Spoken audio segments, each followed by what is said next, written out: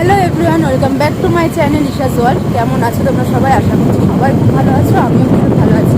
তো যেরকম বলেছিলাম যে বাড়ি থেকে ওই কতদিনের ভিডিও তোমরা দেখেছো যে কাঠগুলো আমি সিঁদুর আর হলুদ মাখিয়ে তারপর আমি মানে লাগিয়ে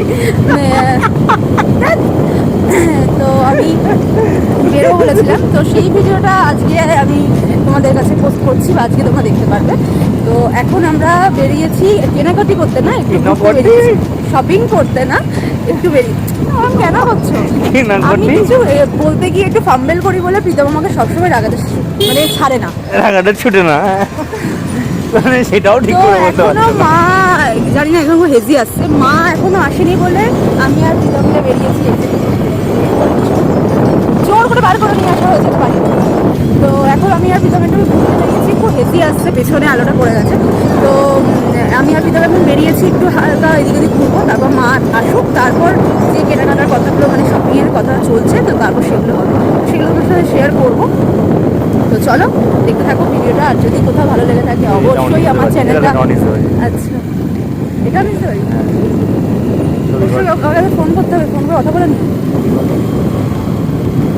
তো চলো ভিডিওটা দেখতে থাকো। আর এই ভিডিওটা কালী পুজোর আগেই শ্যুট করা, কিন্তু সময়ের অভাবে আমি তোমাদের সঙ্গে ভিডিওটা শেয়ার করতে পারিনি, তাই অনেক দেরিতে, কালী পুজো অনেক দিন হয়ে গেছে, জগদ্ধাত্রী পুজো চলে গেছে, এতদিন পর আমি তোমাদের সঙ্গে শেয়ার করছি। আর আমাদের বাড়িতে কালী পুজো হয় বলে আমি কোনোদিন কৃষ্ণনগরে কালী পুজো দেখিনি।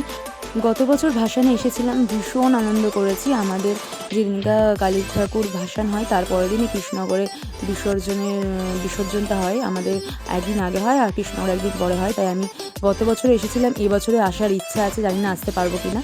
প্রীতম আর আমি ঘুরতে বেরিয়েছিলাম বলে প্রীতম আমাদের পালপাড়ার মধ্যে দিয়ে, মানে কৃষ্ণনগরে যেখানে যেখানে ঠাকুর তৈরি হয় সেই ভেতরে দিয়ে নিয়ে যাচ্ছিলো, যাতে আমি ঠাকুরগুলো দেখতে পাই। কারণ এবছর ভাসানে আসতে পারবো কিনা একদমই শিওর না, বাট আসার চেষ্টা করব।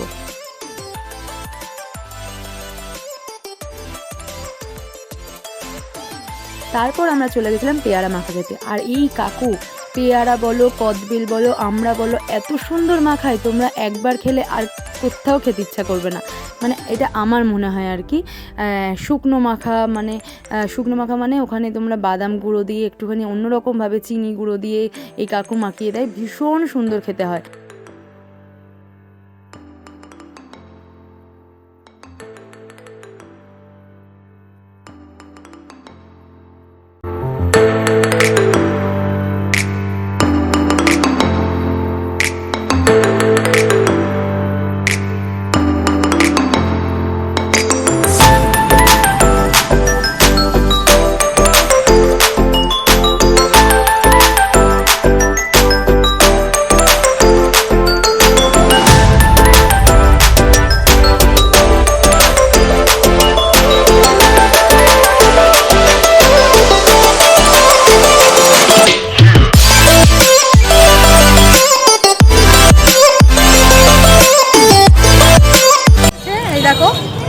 অনেকক্ষণ দাঁড়িয়ে থেকে থেকে আমাদের র্যাপিডোটা ভুল লোকেশনে চলে গেছিলো, সেই জন্য আসতে দেরি হয়েছে। মা অনেকক্ষণ দাঁড়িয়ে ছিল বলে মা রেগে গেছে।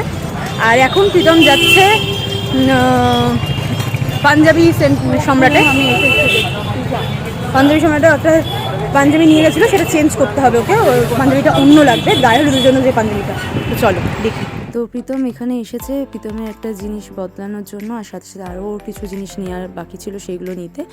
তারপর আমার আরও অনেক জিনিসপত্র নেওয়া হয়েছে। আমার বাড়ি থেকে তত্ত্বে যে আমার কসমেটিক্সের জিনিসগুলো নেওয়া হবে সেগুলো আমি নিয়েছি, কিন্তু আমার ফোনে চার্জ না থাকে সেগুলো ভিডিও করতে পারিনি। তো চলো আজকে এইটুকুনি, দেখা হচ্ছে পরের ভিডিওতে।